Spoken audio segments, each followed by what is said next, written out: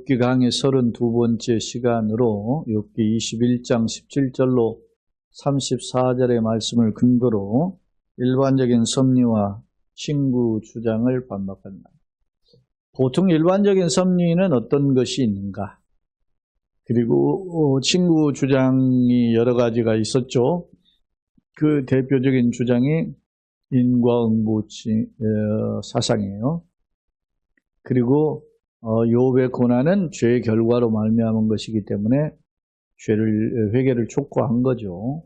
그거에 대한 욥의 또 다른 논리를 통한 반박, 이런 내용을 엿볼 수 있습니다. 자, 30부분을 우리 함께 읽겠습니다. 본문은 소발의 책망에 대한 욥의 계속된 변론으로 현실에서 하나님의 섭리가 얼마나 다양한지를 설명하는 부분과, 하나님의 섭리가 다양하다는 거예요. 네?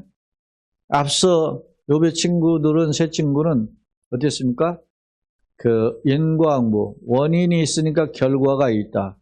심은 대로 거둔다. 그런 논리로 인해서 네가 죄가 없다고 그러지만, 욥을 향해서 하는 말이죠. 죄가 없다고 그러지만 결과를 보면 네가 죄가 있다는 것 뻔히 드러난 거야 하면서 욥의 세 친구들이 욥을 향해서 죄를 지적하고 회개를 촉구했었어요.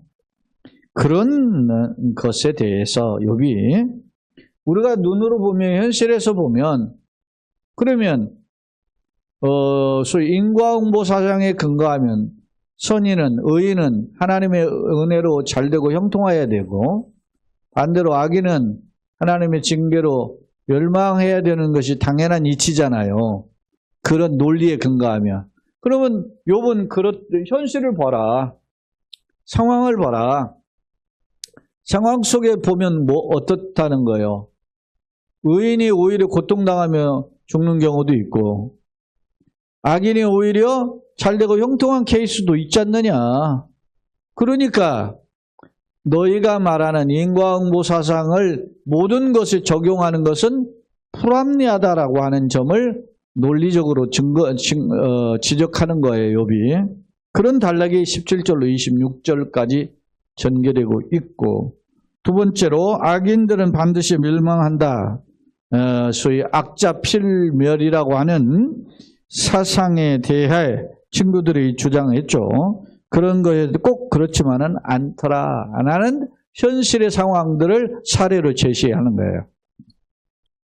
그런 내용이 27절로 34절에 기록되어 있어요. 자, 주목할 점은 욥의 논리는 악인은 반드시 멸망한다. 필망이라고 하는 이론적이고 전통적인 견해와 다른 견해를 제시하고 있는 거죠.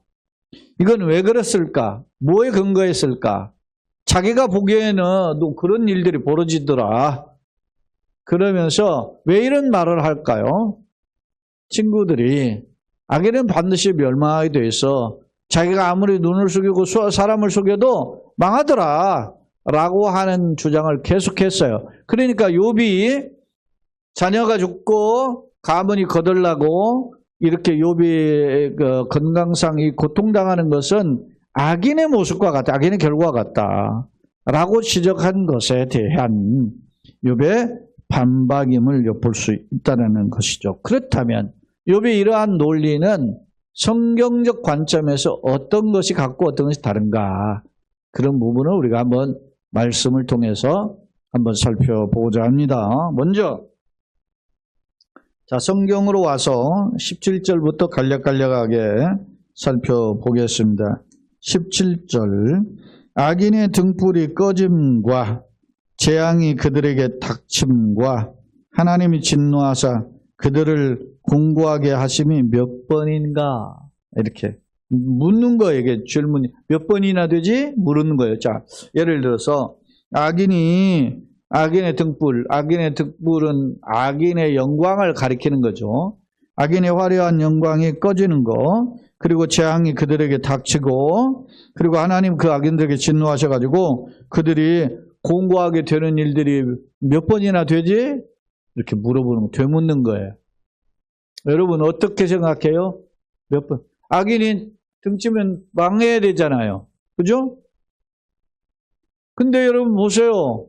세계 지금 우리 상황을 보세요. 푸틴 전쟁이 일어나가지고 100만 명 넘게 자기네 나라 군인 죽었고 상대방도 100만 명 넘고 수백만 명이 죽었는데 그놈 악인이잖아요. 내가 보기에는 사탄의 괴수예요. 어? 앞잡이 아니야? 아무리 뭐 성우를 그어도 그건 내가 보기에는 그건 사탄의 앞잡이야. 근데 잘 살잖아. 지지율이 막 80%야. 여러분, 이스라엘의 입장에서는 네타냐후 총리가 하마스나 또 뭐 예를 들어서 레바논의 헤즈볼라라든지 또 뭐 시리아라든지 뭐 계속 공격하죠. 후티라든지. 왜? 이스라엘의 입장에서는 자기들을 공격하는 자들이니까 소위 말하면 응징의 대상으로서 한단 말입니다. 그래서 공격하는 것을 어떤 면에서 지지해요. 물론 다는 아니지만 상당수가 지지한단 말입니다. 그런 세계인의 입장에서 볼 때는 어떻습니까? 그 응징의 태도가 지나친 부분이 있단 말입니다. 특히 가자 지구에 대한 그 하마스에 대한 응징보다는 민간인이 수없이 죽었잖아요. 최소한 지금 물론 자기네 국민들이나 군인들이 잡혀가고 죽은 게 1000명이 넘죠. 그거에 대해서 응징으로 했는데 지금 현재 민간인 죽은 게 지금 뭐 5만 명 이렇게 넘게 죽었잖아요. 저 가자 지구에.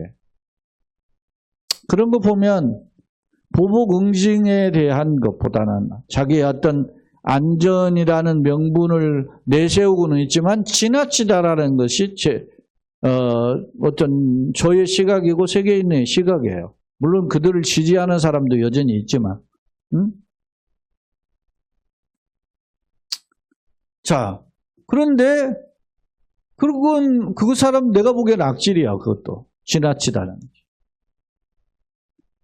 보세요. 우리 사회에 지금 김정은 같은 놈이 국민들을 우크라이나 전쟁에 내몰아놓고 그 돈 가지고 떵떵거리고 살잖아요. 악질이잖아. 우리 잘 살아.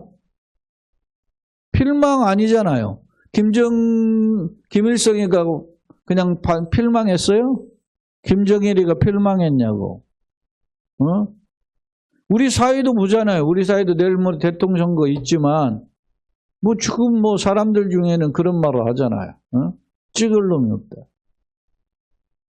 왜?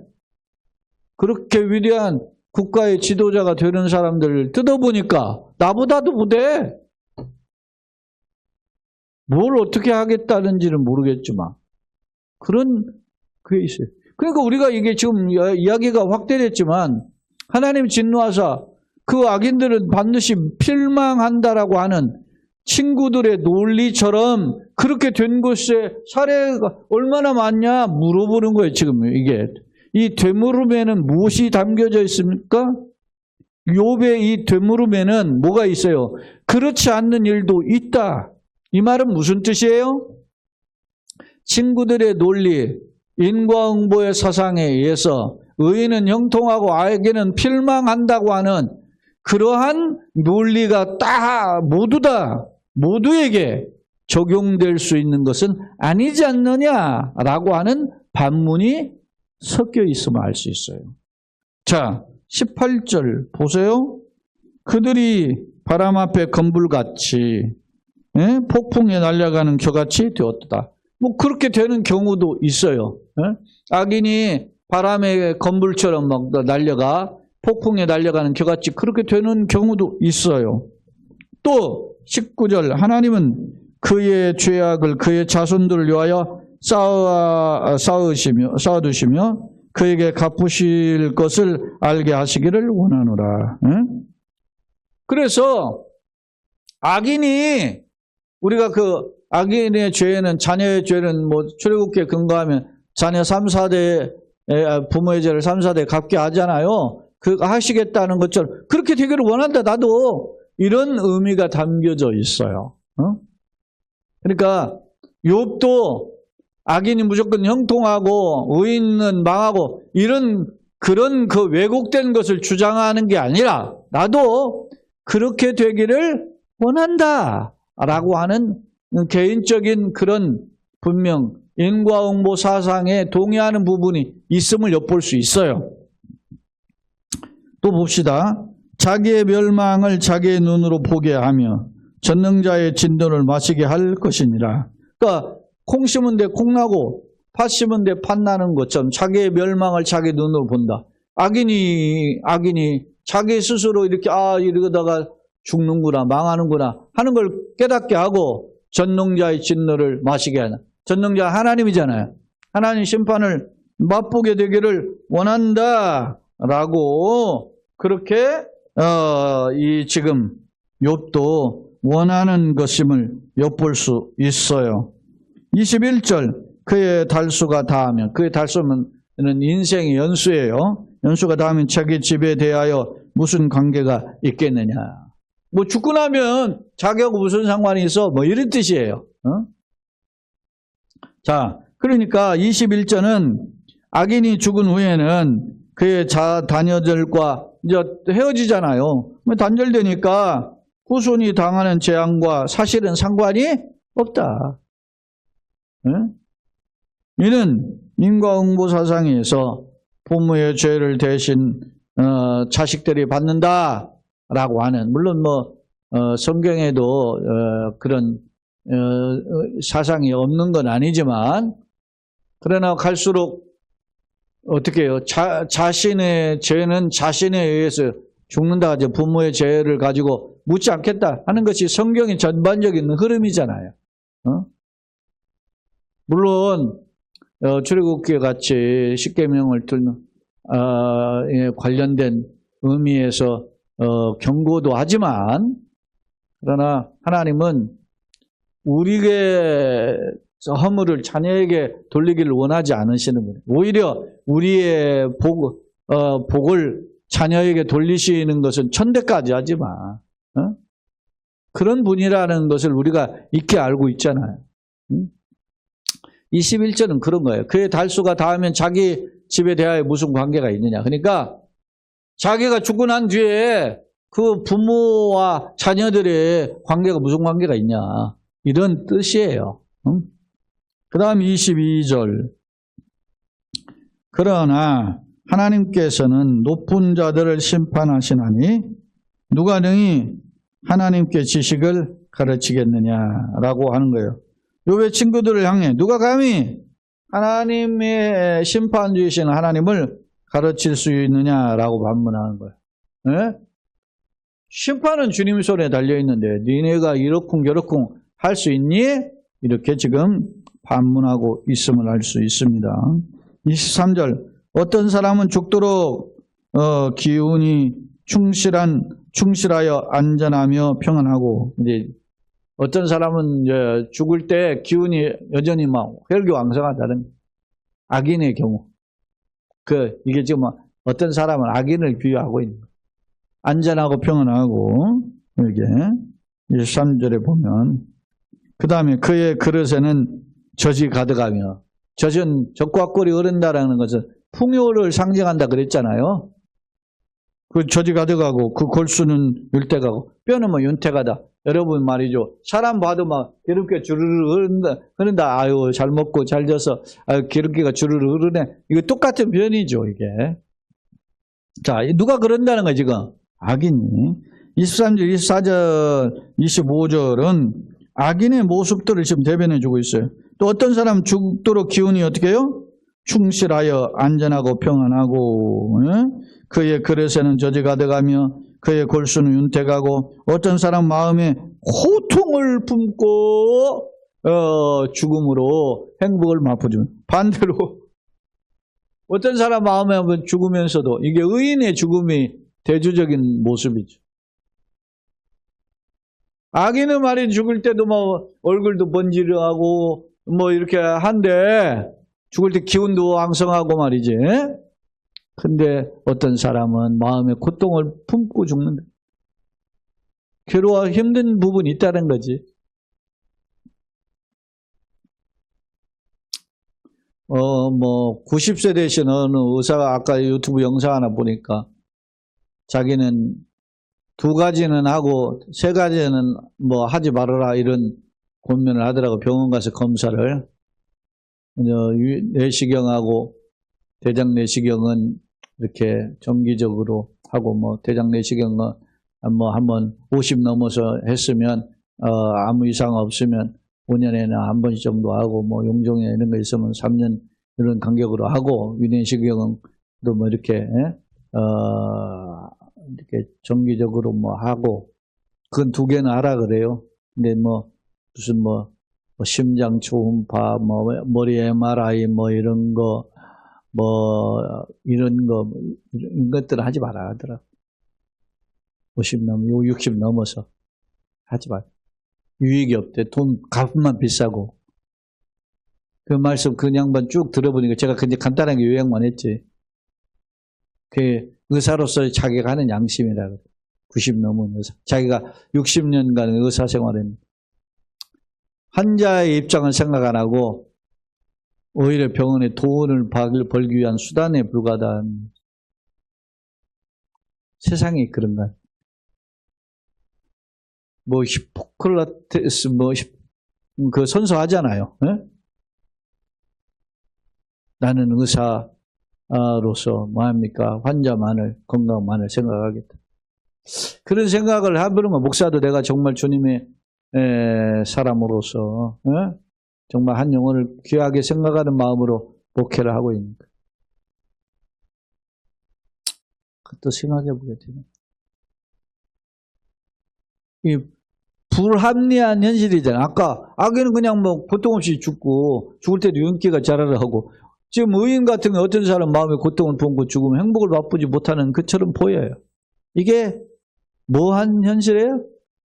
모순적인, 비합리적인 그런 현실을 자기가 지금 본다는 거예요. 지금 이게 내가 보니까. 자, 그러면서 보세요. 26절에 이 둘이 매 한 가지 이름으로, 이 둘이 매 한 가지, 악인이 죽는 것도 한 가지고 의인이 죽는 것도 한 가지고 결국은 죽어. 한 가지로 어디로 들어가? 흙 속에 눕고, 흙 속에 들어가면 죽음 무덤에 갇히는 거지. 그들 위에 뭐가 더 덮여요? 구더기가 덮여.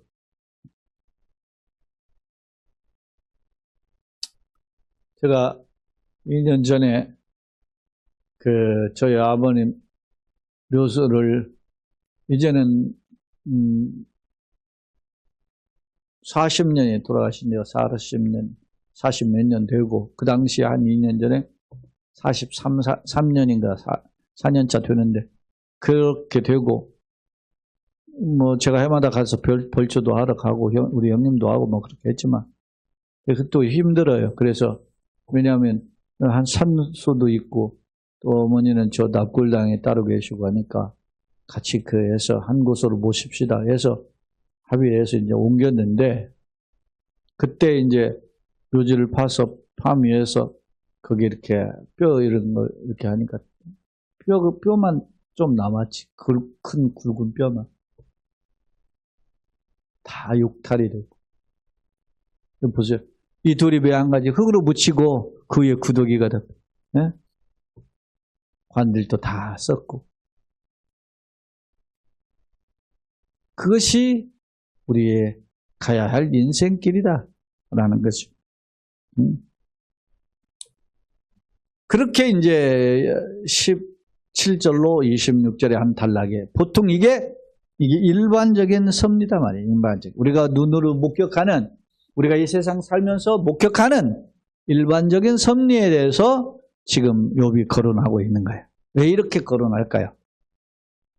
이 욥의 이 거론 속에는 친구들의 논리, 다시 말하면 인과응보, 의인의 씨앗은 형통하고 축복이고 악인의 씨앗은 멸망이라고 하는 그런 논리가 바로 다 모든 상황에 적용될 수 있는 것은 아니다라고 하는 사례들을 거론한 거예요. 그럼 두 번째 또 봅시다. 27절로 마지막 3, 4절에 내가 너희 생각을 알고 너희들의 주장이 뭔가 어떤 논리로 근거한 거 전통적인 논리였고 인과응보 사상이 전통적 논리거든요. 고대 근동에. 그런 걸 나도 알고 너희가 나를 헤아리는 속셈도 안다. 결국 너희가 주장하는 이런 논리는 나를 위로하기보다는 어떻게 해요? 나를 공격해서 나를 죄인 취급해서 나를 넘어뜨리려고 하는 그런 논리이지 않느냐? 라고 하는 거예요. 욥이. 그러면서 친구들의 주장을 반박하는 거죠. 그러면서 너희 말이 귀인의 집이 어디 있으며 악인이 살던 장막이 어디 있느냐 하는구나. 28절의 그 내용은 앞서 친구들이 악인의 장막은 사라질 것이다 이렇게 말했거든요. 그것을 자기가 이제 욥이 너네들 말이 귀인의 집이 어디 있고 악인의 장막 살면 어디 있어? 다 사라지는 거야. 이렇게 말을 했단 말이에요. 친구들이. 그렇게 하는구나. 그러면서 29절 너희가 길 가는 사람들에게 묻지 아니하였느냐? 그들의 증거를 알지 못하느냐? 그러면서 욥이 이제 되물어요. 반문이죠. 뭐라고 하느냐? 앞서 친구들이 그 길 가는 사람들이 여행자죠. 그러니까 여행자들에게 지식을 얻기 위해서 물어본 거야. 여행자들에게 물어서 그 견해를 가지고 지금 욥을 책망했단 말입니다. 그러니까 29절에 보니까 너희가 길 가는 사람들 나그네 여행자들에게 묻지 아니하였느냐 그들의 증거를 알지 못하였느냐 이렇게 하면서 그런 논리로 자기를 지금 공격하고 있다 그런 겁니다. 그러나 인간의 죽음은 어떻게 해요? 다양하지 않느냐? 너희가 여행자들 보내서 인과응보의 어떤 논리를 가지고 나를 공격했지만 내가 보기에는 아까 사례를 들었지만 저 악인이나 의인의 죽음이 다양하잖아. 악인이 악인대로 망하는 자도 있고 소돔 고모라 사람대로 망하는 자도 있고 여러분 제가 이야기하잖아요. 므낫세 왕은 이스라엘 남쪽 유다 왕의 악한 왕인데 55년 통치해. 요시야 왕은 8살에 왕이 돼서 31년 통치하지만 39이 죽거든. 전쟁 때 죽어 참 하나님 경외하는 왕인데. 불공평하잖아. 에? 우리가 하나님의 진리, 정의로 따지면은 악을 치고 뭐 종가를 하고 뭐 그런 사람들은 대통령 될 수가 없어. 그러나 세상은 그런 사람들이 대통령도 되고 뭐도 하고 다 하는 거야. 왜? 인간 세상이 이런 논리로만 이끌어가지 않기 때문에. 그러면 사람들이 말이죠. 만약에 잘못을 하다가 막 예를 들어 다리가 부러지거나 꼬꾸라지고 의인은 형통하고 복만 잘 받고 그러면 다 그렇게 살죠. 헷갈리니까 이렇게 사는 거야 사람들이. 근데 여러분 그걸로 끝나냐? 그렇지 않아요. 히브리서 9장 27절에 사람이 한 번 죽는 것은 정한이 있죠. 그 후에 뭐가 있어요? 심판이 있습니다. 요한계시록에 재림주이신 예수님 오셔서 어떻게 합니까? 오른편에 양과 왼편에 염소로 갈라놓은 마태복음 25장에도 이야기하죠. 오른편에 하나님 나라를 상속받을 자 내 주인의 즐거움에 참여하라 그러잖아요. 슬픔에 이르갈 자들이야 왼편에 있는 염소들 향해서. 응? 오른편의 양에 너희가 나의 굶주렸을 때 먹을 걸 주고 헐벗을 때 입을 것을 주었다. 언제 그랬습니까? 지극히 작은 자에게 한개 되고 내게. 언제? 심판날에 안다니까. 지금은 똑같아요. 구별이 안 돼. 에? 우리 사회에 돌아다니는 유행어가 있죠. 무전, 유죄, 유전, 무죄. 돈이 있으면 잘못 안 해도 등쳐먹어도 그냥 안 들어가. 돈 없으면 그냥 들어가. 빠삐용이 그랬잖아요. 빠삐용이. 빵 하나 주었다가 감옥에 가잖아요. 장발장, 네미제라블 장발장이 빠삐용이 아니라 장발장이.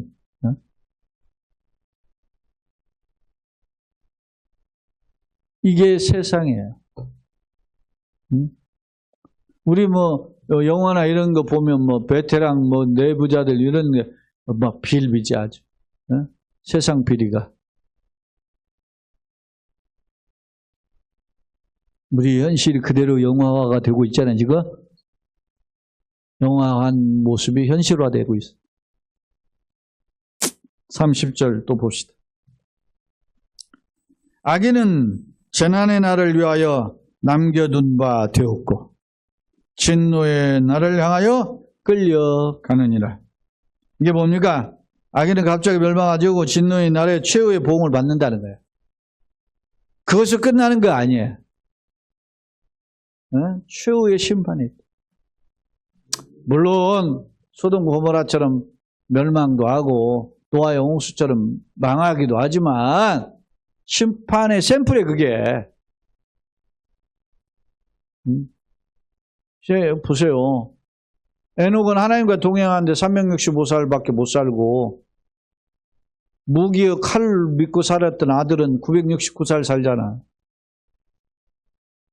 그게 세상을 어떻게 인과응보 논리로만 정리해? 못하죠. 계속 봅시다. 31절. 누가 등이 그의 면전에서 그 길을 알려주며 누가 그의 소행을 보응하랴. 예? 악인들이 세상에서 악행을 행해도 누가 제재할 수 없는, 그렇잖아요. 그것이 우리의 현실이에요. 단지 우리는 기도할 뿐이에요. 하나님, 그래도 사람이 살아계신데 악인은 필망하고 의인은 형통할 수 있는 길을 열어주옵소서. 그런 기도를 하는 거잖아요.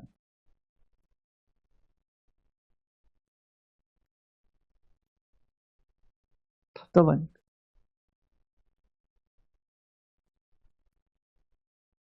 초대교회에 그렇게 하나님 믿고 잘 섬기는 사람들은 어디서 살았어요? 지하에 묘지죠. 지하 묘지. 동굴이 묘지야.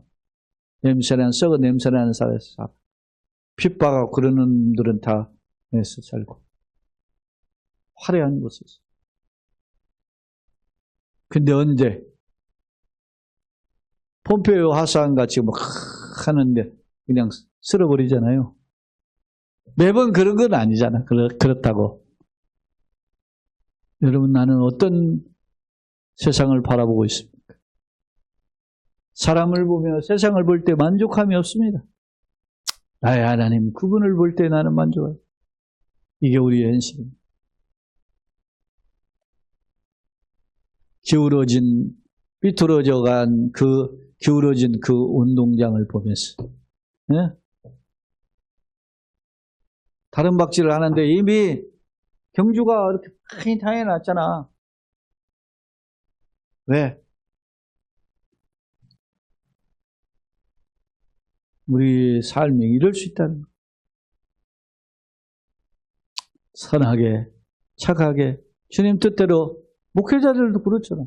그렇게 사는데도 힘들 사람이 있고, 그냥 시대 건방 떨고 하는 사람도 있어요.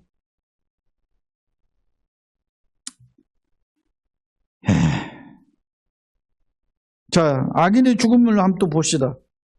32절. 그를 무덤으로 메어가고 사람이 그 무덤을 지키리라. 그는 골짜기 흙덩이를 달게 여기리니 많은 사람들이 그보다 앞서갔으며 모든 사람이 그 위에 줄지었느니라. 그런데도 너희는 나를 헛되이 위로하니.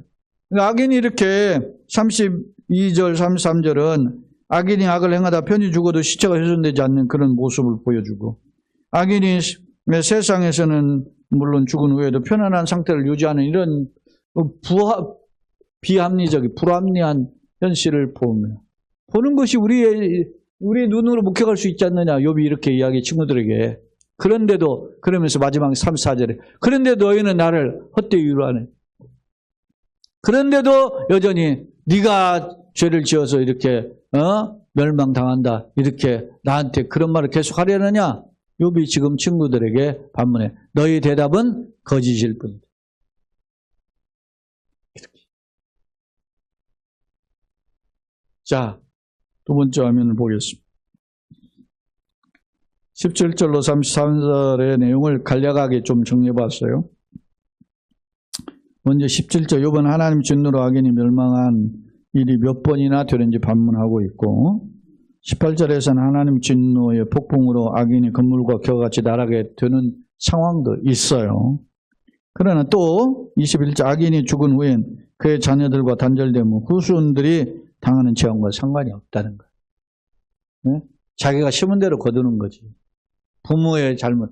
뭐 그래요. 뭐 우리 지금 현대에도 뭐 이제 가게에 흐르는 저주를 끊어요. 그 이단 사상이에요.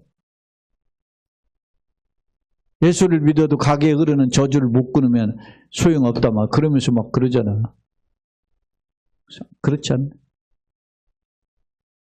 여러분 예수 믿는 것이 최고의 축복이지. 물론 뭐가 무슨 가게에 흐르는 무슨 저주를 끊어야만 우리가 최고의 축복이야? 그 어디서 가져온 논리냐고.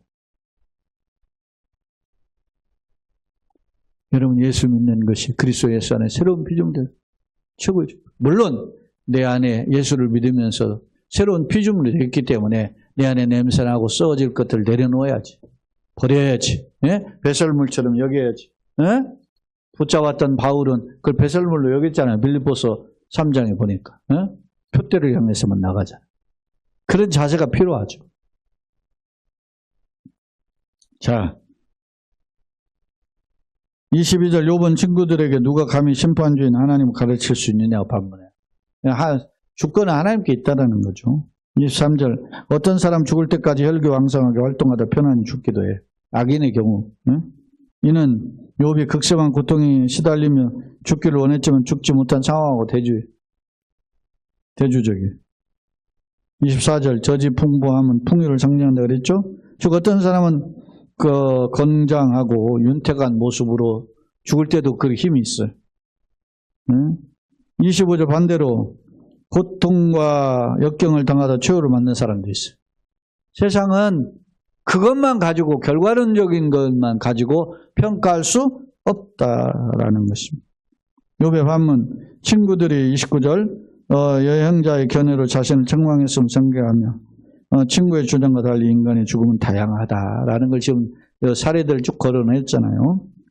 31절 악인들이 세상에서 악행을 행해도 어느 누가 제재할 수 없는 현실. 그러죠? 제가 아까 쭉 이야기했잖아요. 푸틴을 비롯해서. 근데 그 사람들은 그 나라 사람은 그를 열광해.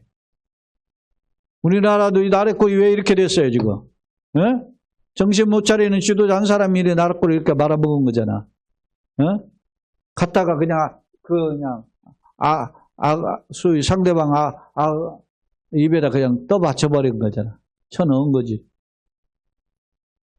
그런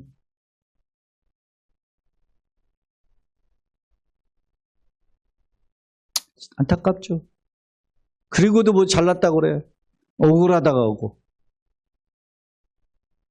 속 터지지. 34절 친구들은 앞서 악인은 필멸이라고 말했죠. 그러면서 욥도 너도 악인이니까 죄 때 결과로 이렇게 고난당하니 회개하라고 촉구했는데 욥은 악인이 형통하는 모순적인 현실을 쭉 거론하면서 친구들의 논리가 잘못됐다. 그렇다면 악인들이 반드시 망하는 거라면 뭐 망해야 되는데 버젓이 활보하고 있는 현실을 지적하고 있어요. 우리 지금도 보고 있잖아요. 우리 사회에서. 세 번째 말씀입니다. 친구들의 도장, 욥의 반박, 그리고 성경적 교훈 뭔지 간략하게 정리해봤습니다. 자, 친구들의 주장, 욥의 고난은 죄의 결과에 따른 것이기 때문에 회개를 촉구했었어요. 왜 이런 주장을 했죠? 회개를 촉구했죠? 악인은 반드시 멸망한다는 인과응보 사상이라는 전통적 견해를 가지고 욥을 지적했던 것이죠. 욥의 반박은 뭐예요? 그러면 악인이 반드시 멸망한다면 그런 현상들이 있다. 그대로 보여야 되는데 악인이 고통 없이 죽는 경우도 있고 의인이 오히려 고통당하는 그런 현실을 거론했어요. 하면서 현실을 근거로 자신의 고난이 꼭 죄의 결과라고 할 수 없다라고 하는 반론을 제기했어요. 교훈입니다. 현실적 결과를 근거로 선악을 판별하는 자세는 옳지 못하다. 오히려 하나님의 뜻과 섭리가 뭔지를 보는 지혜가 필요해요. 그러면 어떻게 봐야 되느냐? 그러면 악인이 형통하고 의인이 때로는 고난당하 이거 무슨 뜻인가? 괴로워야 돼. 괴로워하면서 하나님 이렇게 왜곡된 이 사회적 현상을 어떻게 봐야 됩니까? 하면서 하나님의 뜻과 그 섭리가 무엇인지를 분별하는 지혜를 달라고 기도해야 됩니다. 지금 한국 교회가 지금 이래야 된다니까? 에? 한국 교회. 악이 창궐한 이 시대 아닙니까? 한국 사회가 지금. 에? 최후의 심판이 있음을 명심하고 우리가. 그러나 최후에는 그러면 악에는 무조건 잘 되냐? 죽을 때 고민도 없고 윤기도 번질한데 아니야. 최후 심판 때 우리가 다 서게 돼. 각인이 직구하리라 그러잖아요. 주님 앞에 서게 될 거예요. 그것을 두려워해야 돼. 앞서 거론했죠. 히브리서 9장 27절 사람이 한 번 죽는 건 정하는 것이요. 그 후에는 심판이 있어. 요한복음 5장에서 보면은 의인은 생명의 부활로 악인은 심판의 부활로 나오리라. 말씀하잖아요. 반드시 심판이 있다. 그걸 놓치지 마세요. 결론입니다. 본문에서 욥은 악인이 반드시 멸망한다는 친구들의 주장에 대해 그런 사항이 세상에 몇 번이 있었는지 되묻고 있다. 이는 인과응보적 심판 논리로 자신을 죄인으로 평가해서 죄로 인해 형벌을 받고 있다는 친구들의 주장에 대한 반박임을 할 수 있다. 욥의 논리는 인간의 외적 결과로 그 사람의 축복과 저주를 단정할 수 없다라는 게 욥의 주장이에요. 그렇다. 욥이 아직 하나님의 섭리를 잘 깨닫지는 못했어요. 못했지만 친구들보다는 하나님 그래도 인과응보에만 매달려 있지 않고 하나님 또 다른 길이 있다라는 그런 것에 한 발 다가선 것은 분명하다 이렇게. 한 걸음 다가선 모습을 엿볼 수 있다.